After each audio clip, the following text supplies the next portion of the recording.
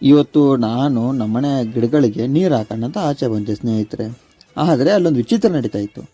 ಏನು ವಿಚಿತ್ರಪ್ಪ ಅಂದರೆ ಅಲ್ಲೊಂದು ಜೇಡದ ಬಲೆ ಇತ್ತು. ಆ ಜೇಡದ ಬಲೆಗೆ ಒಂದು ಚಿಕ್ಕ ಕೀಟ ಬಂದು ತಗಲಾಕೊಂಡಿತ್ತು. ಆಶ್ಚರ್ಯವಾಗಿ ಕಾಣ್ತಾ ಇದೆಯಲ್ಲ ಅದು ಅಂತ ನಾನು ಅಲ್ಲೇ ನೋಡ್ಕೊಂಡು ನಿಂತ್ಕೊಂಡೆ.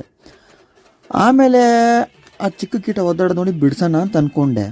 ಮತ್ತು ಆ ಕಟ್ಟಿರೋ ಜೇಡ ವಾಪಸ್ಸು ಹುಳದ ಹತ್ರ ಬಂತು.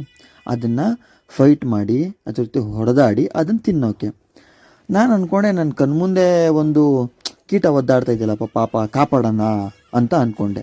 ಆದರೆ ಆಮೇಲೆ ಆಲೋಚನೆ ಮಾಡಿದೆ, ಆ ಜೇಡ ಬಲೆ ಕಟ್ಟಿರೋದೆ ಆ ಕೀಟನ ಹಿಡಿದು ತಿನ್ನೋಕ್ಕೋಸ್ಕರ. ನೋಡಿ, ಇದೇ ಥರ ನಮ್ಮ ಜೀವನದಲ್ಲಿ ಕೆಲವೊಂದು ಸತಿ ಏನಾಗತ್ತಪ್ಪ ಅಂದರೆ, ಕೆಲವೊಬ್ರು ನಮ್ಮ ಕಣ್ಮುಂದೆ ಅಸಹಾಯಕರಾಗಿರ್ತಾರೆ. ಅವ್ರಿಗೆ ಸಹಾಯದ ಅವಶ್ಯಕತೆ ಇರುತ್ತೆ.